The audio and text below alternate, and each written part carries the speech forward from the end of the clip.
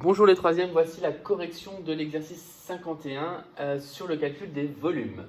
Donc, nous allons calculer le volume d'une tour composée d'un cylindre et d'un toit en forme de cône.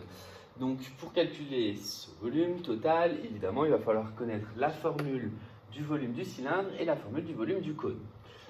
Alors, pour ceci, nous allons donc décomposer en deux calculs. Et ce que je vous demanderai quand vous allez le préciser, il y aura deux façons de rédiger. Soit on se lance dans un calcul unique en disant que le volume total, c'est le volume de la partie basse, c'est-à-dire de la tour, plus le volume du toit. Ensuite, décomposer chaque calcul en colonnes. Ou alors, et c'est ce que je vais faire parce que généralement c'est ce que vous préférez faire, décomposer chaque calcul, puis ensuite calculer le volume total.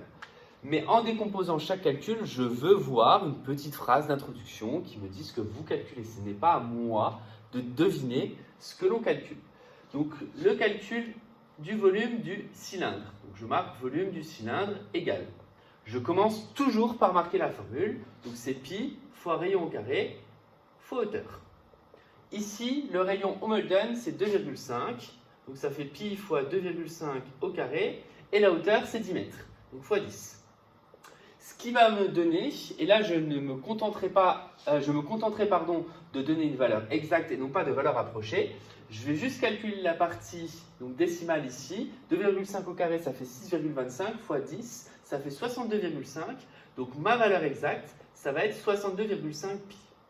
Je n'arrondis pas tout de suite, j'arrondirai seulement au moment du calcul du volume total. Ensuite, le volume du coup du toit, qui est le volume du coup d'un cône, c'est pi fois rayon au carré fois hauteur, le tout divisé par 3. Ici, je vais mettre une petite astérix à côté de la hauteur. Pourquoi ? Parce que la hauteur n'est pas directement donnée. Elle n'est pas explicite, mais implicite. Donc je vais l'expliciter justement en disant que pour trouver la hauteur du toit, qu'est-ce que je fais ? Je vois que la hauteur totale fait 15 mètres. Je dois donc soustraire la partie basse. La hauteur du toit fait donc 15 mètres moins 10 mètres, qui fait 5 mètres. Ne marquez pas directement dans votre calcul 5, sinon je vais vous demander pourquoi, d'où ça vient, et vous risquez de perdre des points. Le rayon ne change pas, donc ça me donne bien pi fois 2,5 au carré fois 5, le tout divisé par 3.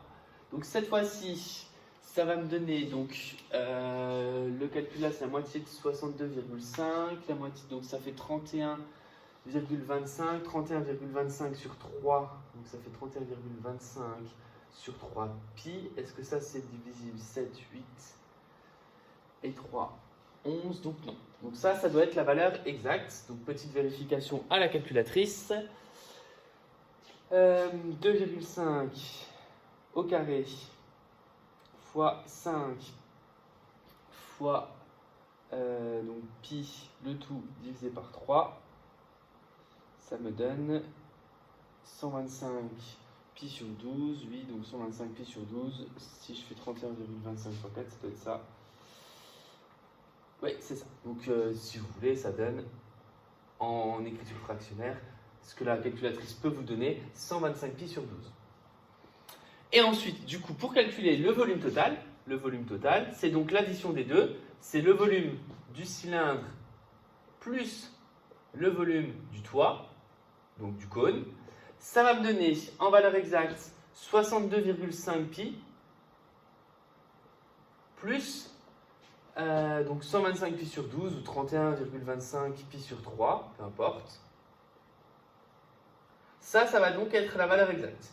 Alors, imaginons que ça soit 62,5 pi plus 31,25 pi. Vous pourriez dire, là on pourrait le faire aussi en mettant le même dénominateur, mais vous pourriez dire exactement combien de pi ça fait. Là, ce n'est pas demandé, on ne vous demande pas la valeur exacte, on vous demande une valeur approchée à l'unité près. Donc là, vous allez taper tout ce calcul-là, et c'est en tapant tout ce calcul-là que ça va donner une approximation qui va être la plus proche, parce que si je calcule une valeur approchée de ça plus une valeur approchée de ça, ça va me donner peut-être un petit décalage en termes d'approximation et donc du coup une petite erreur d'approximation. Plus vous allez arrondir tôt dans un calcul, plus il y a de chances que votre arrondi ne soit pas assez précis. Donc ici, on garde les valeurs exactes le plus longtemps possible. Et à cette étape-là, on prend la calculatrice, on tape 62,5 pi plus 125 pi sur 12, ou plus 31,25 pi sur 3, peu importe. Et ça me donne environ 229,0744. Et je vois que c'est à l'unité près au mètre cube, donc ça veut dire environ 229 mètres cubes. Voilà pour la correction de cet exercice. Il me semble que si vous arrondissez ici et que vous arrondissez ici, en faisant la somme des deux, vous êtes quand même censé trouver 229. Mais bon, c'est pas sûr. Voilà pour cet exercice.